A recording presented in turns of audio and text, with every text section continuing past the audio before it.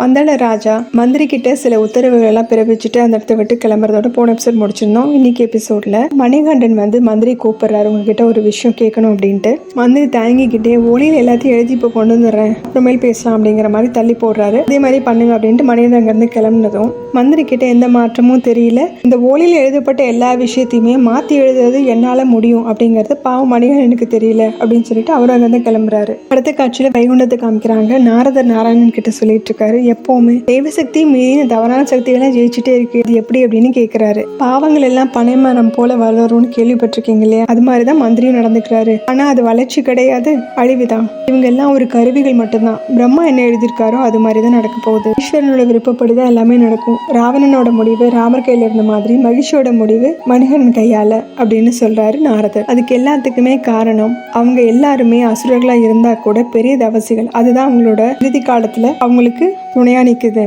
நாரதரும் அக்னி பர்வதம் மாதிரி பகையோட இருக்காரே அவரு அப்படிங்கிறாரு. கூடிய சீக்கிரம் அக்னி பிரவாகமே உருவா போகுது, அப்போதான் இந்த துஷ்ட ஜென்மங்கள்லாம் அடங்குவாங்க அப்படின்னு நாராயணன் சொல்லவும், அப்போ இந்த மந்திரியோட செயல்கள் இன்னும் தொடரத்தான் போகுது, அதுவும் இல்லாம மணிகண்டனை தனிமைப்படுத்ததான் போறாரா அப்படின்னு சொல்லவும், ஆமா அதுதான் நடக்க போகுது, அதுதான் நாங்க எதிர்பார்க்கிறதும். அது நடந்ததுன்னா தான் மகிழ்ச்சியோட வதத்தை மணிகண்டன் செய்ய முடியும் அப்படிங்கிறாரு. அடுத்த காட்சியில மணிகண்டன் உட்கார்ந்து ஓலை படிச்சிட்டு இருக்காரு. அந்த இடத்துக்கு மந்திரி வர்றாரு. மணிகண்டனை வணங்கிட்டு உங்களை பார்க்கணும்னு தான் காத்துக்கிட்டு இருந்தேன் அப்படின்னு சொல்றாரு. நீங்க என்ன எப்போ வேணாலும் பார்க்க வரலாமே, நான் உங்களுக்கு எந்த வகையில அந்நியன் கிடையாது, எதுக்கு இந்த மாதிரி வார்த்தைகள்லாம் அப்படின்னு கேட்கிறாரு. என்னதான் இருந்தாலும் ஸ்தானம் பார்த்து தானே நான் பேச முடியும் அப்படின்னு சொன்னதும், அந்த மாதிரி நீங்க நினைக்க வேண்டிய அவசியமே இல்லை, ஆனா உங்க ஸ்தானம் என்ன அப்படிங்கறத முதல்ல நீங்க புரிஞ்சுக்கிட்டா போதும் அப்படின்னு மணிகண்டன் சொல்றாரு. மந்திரி ஒரே நேரத்துல இவ்வளவு உத்தரவுகளை பிறப்பிக்கணுமா அப்படிங்கறத என்னோட அபிப்பிராயம் அப்படின்னு சொல்லவும், பிரஜைகளோட நலனுக்காக உத்தரவுகளை சீக்கிரமா பிறப்பிக்கிறதுல என்ன தப்பு இருக்குது, சுவர் இருந்தாதான் சித்திரம் வரைய முடியும், பிரஜைகள் இல்ல அப்படின்னா ராஜ்யம் ஏது, ராஜா ஏது, மந்திரி தான் ஏது, இதை முதல்ல நீங்க மனசுல வச்சுக்கணும். நுனிக்கீழில உட்கார்ந்துகிட்டு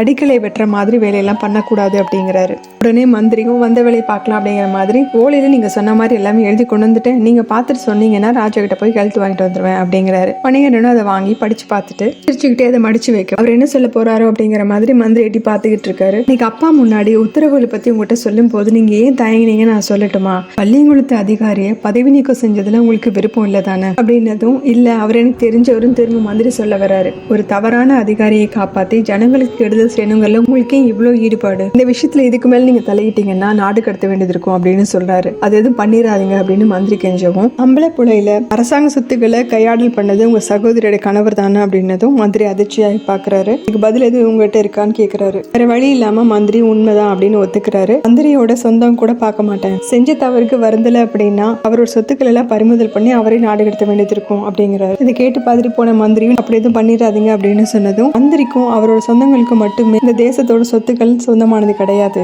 பல லட்சம் மக்களோட சொத்து இது, இதுல கை வைக்கிறவங்களுக்கு தண்டனை கொடுக்கணும்னு எனக்கு யாரும் சொல்லித்தர வேண்டிய அவசியம் இல்ல, அநியாயங்கள் எல்லாத்துக்குமே எந்த ஒரு மன்னிப்பு எதிர்பார்க்காதீங்க அப்படின்னு மணிகண்டன் கோமா பேச பேச மந்திரி இடையில மன்னிச்சிருங்க அப்படியெல்லாம் எதுவும் இல்லை அப்படிங்கிற மாதிரி சொல்லிட்டு இருக்காரு.